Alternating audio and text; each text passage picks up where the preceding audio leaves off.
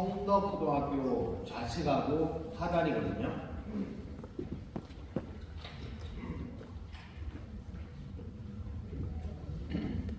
그리고 강동구 하면 명일역이잖아요. 고덕은 아파트 재건축 단지 때문에 최근에 뜨고 있고, 원래 강동구 하면 명일역입니다. 그래서 일단은 초등학교 1개소, 중학교 2개소, 고등학교 1개소가 300m 반경 안에 위치해 있고, 지하철 우선 명일역과 구분다리역의 중간에 위치해 있죠. 특히 명일역 같은 경우는 도구 5분 거리에 접근이 가능한 초역세권이고, 강남 4구의 핵심 주거지죠. 그래서 천호명일 남자고등 주요 주거생활권이 위치해 있고, 그 다음에 고덕 비즈밸리 일자리 지구와 인접해 있고, 또 올림픽대로나 특히 서울 세종 고속도로, 주요 간접도로와 고속도로 접근성이 우수한 지역입니다. 그 다음에 강동 경희대 병원 대형 의료기관도 가까운 거리에 있고요. 잠시 문정 강남 업무지구 인접으로 직장인 출퇴근이 편리한 지역에 해당됩니다. 먼저 우리 사업지를 어떻게 개발하면 좋을까? 지금 상당히 노후화된 블록인데 언젠가는 개발할 거 아닙니까? 언젠가는 개발을 해야 돼요. 그럴 거 지금 개발하는 게 좋겠다 하고 제안을 드리는 건데, 일단은 역하고 가까우니까 역세권 장기 전세 사업은 안 될까 이렇게 검토를 해봤는데, 역세권 장기 전세 사업은요 요건이 까다롭습니다. 특히 대르벤 동의 요건 50%를 충족해야 되는데 사전 동의 50%를 받기가 어렵습니다. 받는다 하더라도 몇 년이 걸리죠. 그 다음에 2층 이하 저층 건축물 50% 넘어야 된다. 또는 과소필지가 40% 넘어야 된다. 그 요건에 해당되지 않습니다. 그 다음에 신통 재개발은 가능할까? 재개발 요건도 까다롭죠. 과소필지, 접도율, 연면적 노후도 이런 것들이 있는데, 특히 우리 구역 우측에는 노후도에 적합하지 않습니다. 모아타운은 다세대 빌라 같은 경우는 20년만 묵어도 노후도 충족인데 빨갛게 표현되는데, 신통재개발은 기본적으로 30년이 묵어야 노후도 충족을 하게 되거든요. 그래서 일반 재개발 요건도 해당이 안 되더라. 그래서 우리 지역은 무한주택 사업이 적합한 사업지에 해당되더라. 이렇게 저희가 분석을 해봤습니다. 모아타운 개요인데, 모아타운은 오세훈 시장이 만든 게 아니라 문재인 정부 말년에 변창훈 장관 때 태어난 제도입니다. 그래서 정부가 바뀌면 모아타운이 또는 서울시장이 바뀌면 모아타운이 활성화되지 않는 거 아닌가 이렇게 의심하시는 분들이 있는데, 최근에 조합설립 동의율 80%였는데 75%로 완화시킨 사람이 누구냐면 민주당의 변태년 의원이거든요. 그래서 민주당에서는 부정법상 사업은 몰라도, 일반 재개발 건축은 몰라도 빈집법상의 소규모 주택정비 사업을 활성화시킬 것이다 이렇게 예상을 합니다. 우리가 재개발이다 그러면 달동네 재개발이 생각나거든요. 공동 화장실이 있잖아요. 그런 지역이 재개발 대상지죠. 그러니까 오수배관을 묻을 공간이 없어서 세대별로 화장실을 두지 못하고 공동 화장실을 두고 있구나. 그런 걸로 보면은 우리가 정비 기반시설이 불량한 지역이다 이렇게 얘기하는데, 서울 시내 저층 주거지로 보면 정비 기반시설이 그렇게 불량하진 않아요. 재개발할 정도로. 그런데 서울 시내 저층 주거지의 87%가 서울 시내 저층 주거지, 우리 같은 저층 주거지. 오늘은 시청자 여러분을 천호동 27-40번지 일대로 모시겠습니다. 이 영상을 보시고 투자를 하실 분은 행운아입니다. 그래서 이곳이 어딘가 하면 명일역 천호동 모아타운 재개발 추진 지역입니다. 이곳에는 엄청난 비밀이 숨겨져 있습니다. 그 비밀을 하나씩 파헤쳐 보도록 하겠습니다. 이 영상을 끝까지 보신 분은 엄청난 수익을 가져갈 것입니다. 끝까지 시청해 보시기 바랍니다. 비리에 대해서 이제 좀 말씀을 드릴게요. 이 각 구역의 사업성에 대한 그런 얘기거든요. 비리라는 개념이 좀 생소하실 수 있으실 겁니다. 여기 우리 모아타운 재개발에서 쓰이는 용어입니다. 뭐냐면 조합원님 주민들께서 가지고 있는 재산 대비해서 내 재산 가치를 얼마로 인정받느냐, 인정받는 비율을 뜻하는 겁니다. 그래서 100을 기준으로 해가지고 100 이상이 되면 사업성이 좋아지는 거고 120, 130, 140, 150으로 갈수록 점점 더 사업성이 좋아진다는 걸로 아시면 될 것 같고요. 100 이하로 내려가면서 90, 80, 70으로 가게 되면 재산 가치가 100인데 100만큼도 인정을 못한다는 겁니다. 그래서 사업성이 안 좋다는 것이고요. 지금 여기가 이제 100 이상이 되면 사업성이 점점 좋아지는 걸로 이해하시면 좋으실 것 같아요. 자, 이 좀 어려운 부분인데 비례율 산출은 저희 구역의 총 수입에서 총 사업비를 빼고요. 그리고 주민들, 조합원들이 보유하고 계신 자산의 합계를 나눈 겁니다. 그래서 감정평가를 받았는데 주민들, 조합원님 재산이 만약 10억이다. 그러면 인정받는 비율이 이렇게 148%라고 나오면 1.5배 정도를 인정받는다는 것이죠. 그래서 10억이 감정평가액으로 산정이 됐으면 주민께서는 나중에 분양할 때 얼마의 가치를 인정받냐면 15억으로 인정을 받는다는 얘기입니다. 정확히 말하면 14억 8천으로 인정을 받는다는 얘기거든요. 그래서 100 이상이 되면은 사업성이 되게 좋아지는구나, 점점 좋아지는 거라고 생각하시면 되고요. 그래서 저희가 이제 비례를 산정을 해봤는데 거의 뭐 비슷비슷합니다. 비슷비슷하고 150% 가까이 되고요. 일부 구역에서는 170% 되는 경우도 있긴 한데 거의 비슷비슷하게 가는 경험상으로 보면은 비슷비슷하게 가는 경우가 많이 있더라고요. 자, 1구역 148%고요.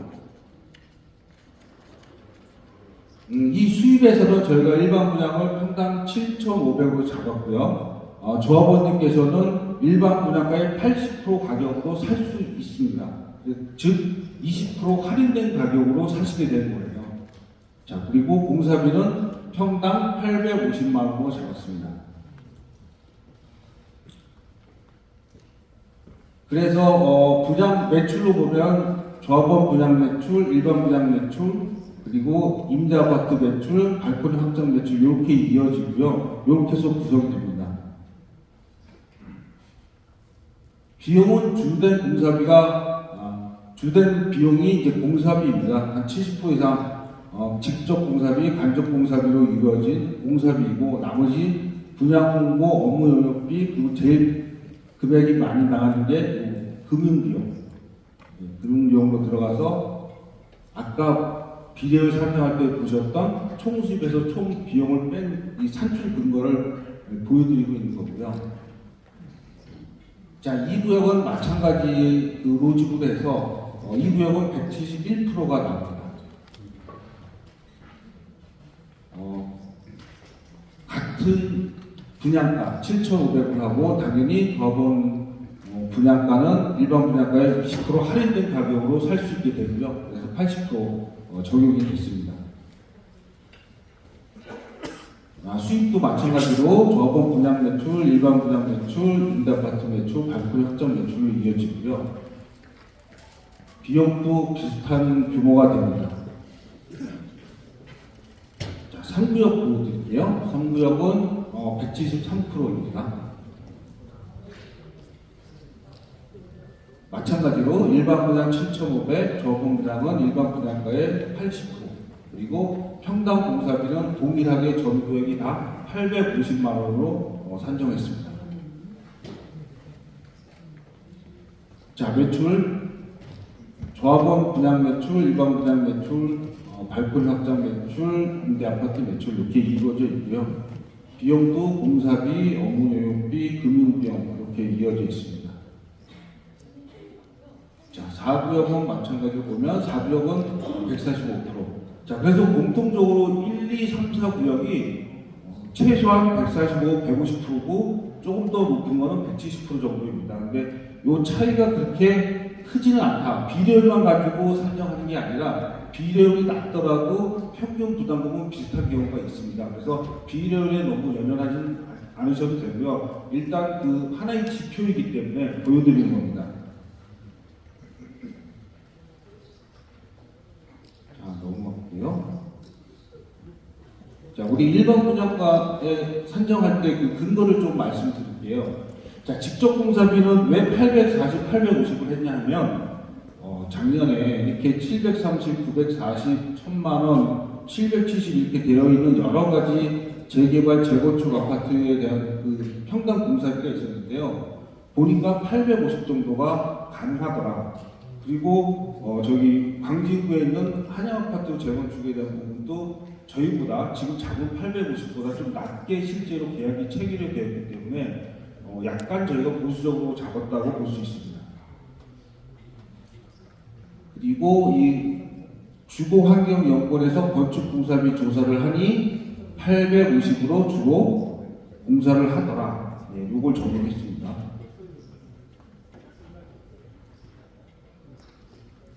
그리고 아파트 적정 분양가는 왜 750으로 했느냐 평당 저희가 4가지로 조사를 했습니다.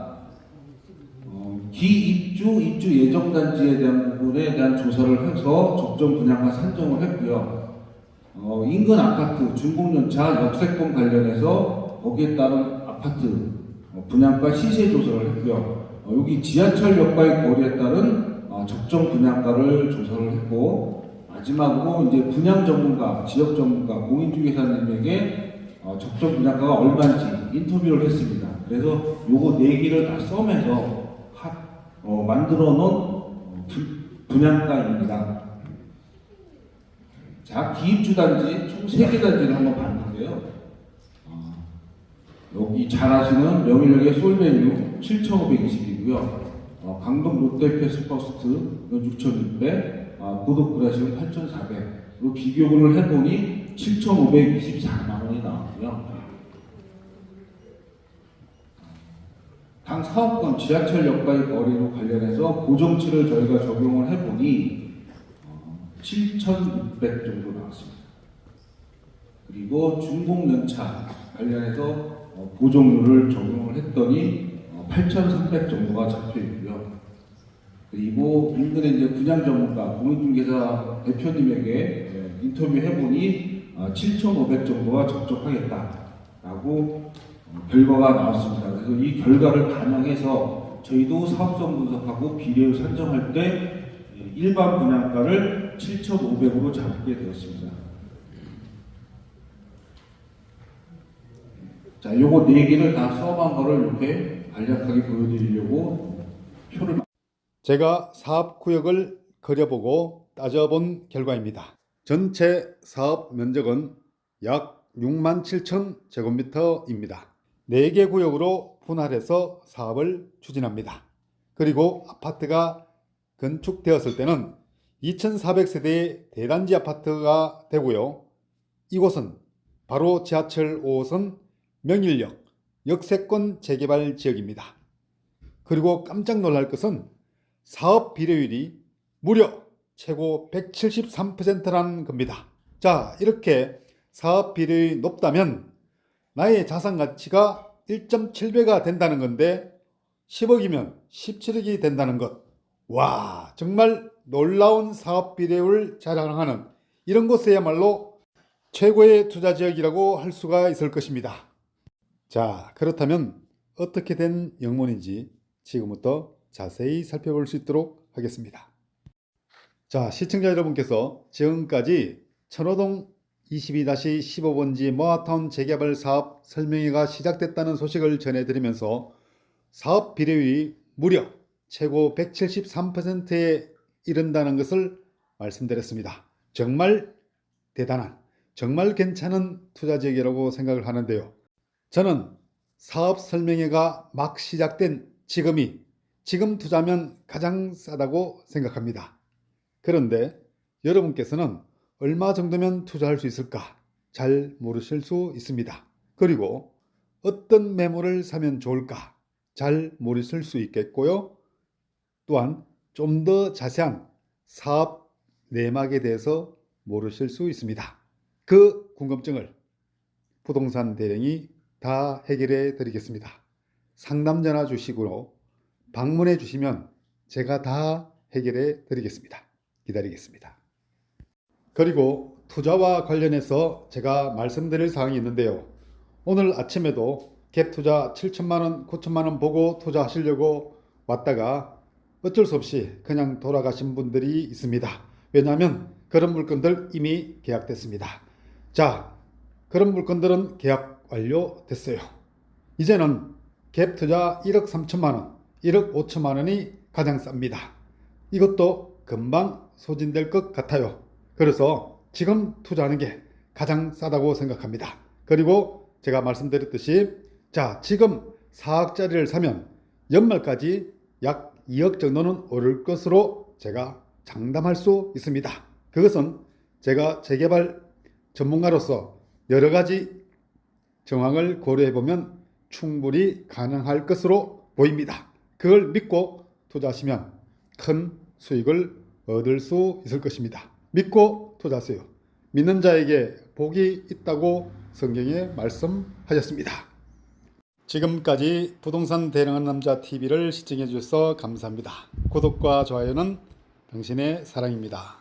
전화 및 방문 상담은 02-511-8953, 010-2949-8953 이재훈 대표 공인중개사에게 주시기 바랍니다. 고맙습니다.